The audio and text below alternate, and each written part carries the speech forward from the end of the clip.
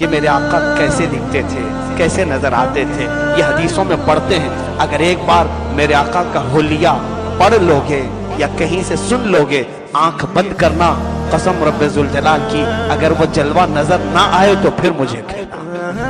اگر وہ جلوہ نظر نہ آئے، نظروں میں بساؤ اس چیز کو، تو پھر دیکھو کہ کیوں نہیں نظر آتے۔ تم خالی درود پڑھ کے سوچتے ہو کہ وہ آ جائیں گے، تم یہ تصور کر کے یعنی صرف تسبیح گھما کر کے سوچتے ہو کہ وہ آ جائیں گے۔ اپنے ذہن سے ساری تصویریں ہٹاؤ، اس ایک صورت پر نظر جماؤ، اس ایک صورت پر نظر جماؤ۔ ہم اپنی زبان سے نہیں، صحابہ سے پوچھ کر کے کہ وہ رسول دکھتے کیسے تھے۔ حضرت اویس قرنی نے حضور کو دیکھا نہیں تھا، اویس قرنی نے حضور کو دیکھا نہیں تھا، صرف صحابہ سے پوچھا ہی تھا وہ کیسے دکھتے ہیں، اور پھر روزانہ میرے آقا کی زیارت کرتے تھے،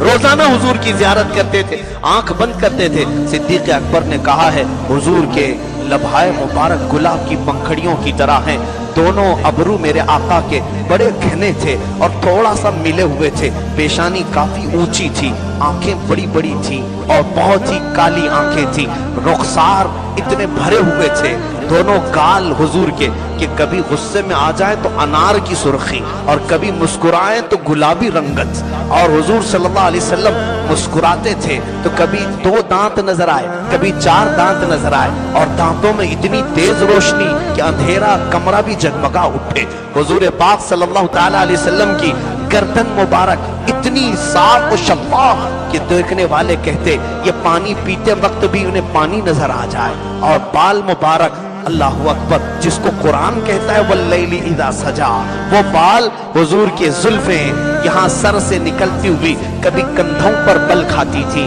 کبھی کانوں کو بل کھاتی تھی۔ اعلیٰ حضرت نے کہا ہے کبھی یہ زلفیں چہرے پر آتی تو ایسا لگتا تھا کہ یہ دن کے اجالے پر رات چھا گئی ہے، یہ دن کے اجالے پر رات چھا گئی ہے، اتنی تیز کالی زلفیں۔ اور حضور صلی اللہ تعالیٰ علیہ وسلم کا قد مبارک بہت لمبا بھی نہیں، بہت ناٹا بھی نہیں، لیکن اتنا ضرور تھا کہ سارے صحابہ میں جب بھی حضور کھڑے ہوتے سب سے زیادہ بلند میرے آقا نظر آتے تھے، کسی کو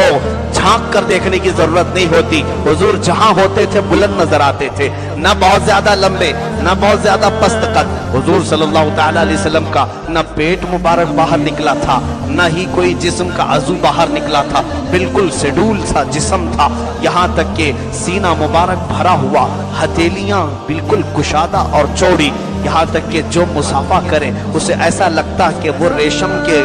نرم نرم گدے میں یا لباس میں اپنا ہاتھ دے کر کے نکالا ہے، اور جو ایک بار دیکھے حضور کو پلکیں جھپکانا بھول جائے۔ اور حضور صلی اللہ تعالیٰ علیہ وسلم کے لباس مبارک کا عام طور پر انداز یہ ہوتا کہ تہبند شریف پہنتے، چادر اوپر ڈال لیتے، کبھی جبہ پہنا، اور گرمیوں کے دنوں میں صرف چادر ڈالتے۔ اور فرماتے ہیں صحابہ حضور صلی اللہ تعالیٰ علیہ وسلم دعا کے لیے کبھی اتنا لمبا ہاتھ اٹھاتے تھے، اوپر کی طرف ہاتھ اٹھاتے تھے، حضور کے بغلوں کی سفیدی نظر آتی تھی، اتنی تیز اجالا پن وہاں سے آتا تھا کہ اگر کسی کی سوئی گم ہو جائے تو اس روشنی میں وہ اپنی سوئی ڈھونڈ سکتا تھا۔ حضور صلی اللہ تعالیٰ علیہ وسلم کے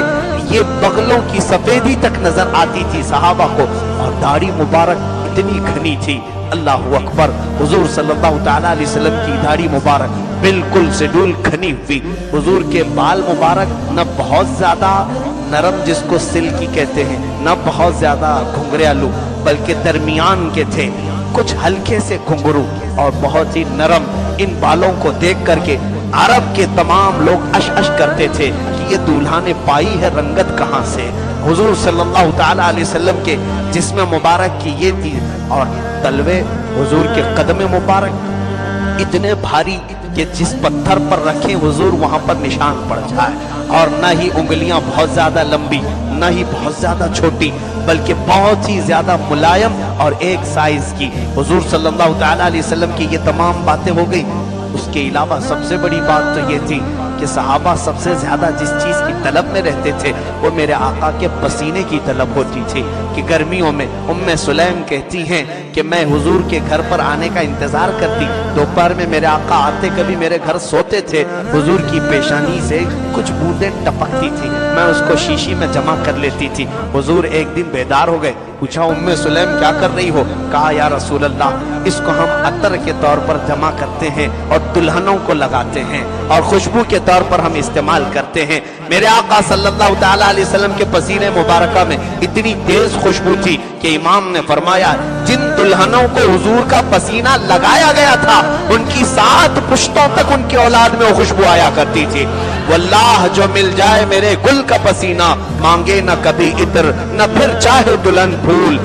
आका सल्लल्लाहु अलैहि वसल्लम की बारगाह में इमाम अहले सुन्नत ने जो फरमाया, सर ताब कदम है तने सुल्तान ज़मन फूल, लब फूल, दहन फूल, ज़कन फूल, बदन फूल, और मांगे न कभी इत्र न फिर चाहे दुल्हन फूल। क्या बात रज़ा उस चमनिस्तान करम की, ज़हरा है कली जिसमें हुसैन और हसन फूल। उस मुस्तफ़ा करीम का तसव्वुर करो जो मैंने तुम्हें बताया। अब फिर आंखें बंद करके मेरे आका को तसव्वुर में जमाओ, फिर देखना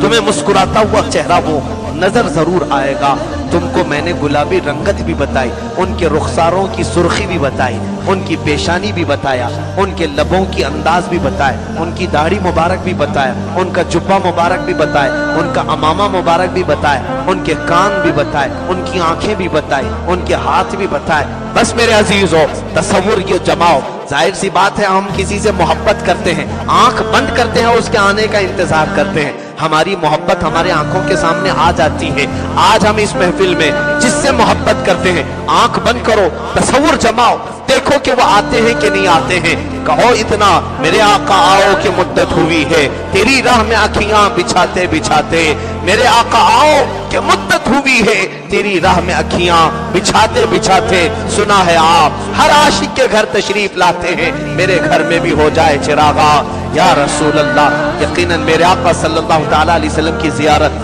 मैं दुआ करता हूँ मौला इस पूरे मजमे को, बल्कि जो समाअत कर रहे हैं इसी माह रबीउन नूर में, इसी मीलाद के मौसम में, नहीं मौला इसी शब में मेरे आका की जियारत नसीब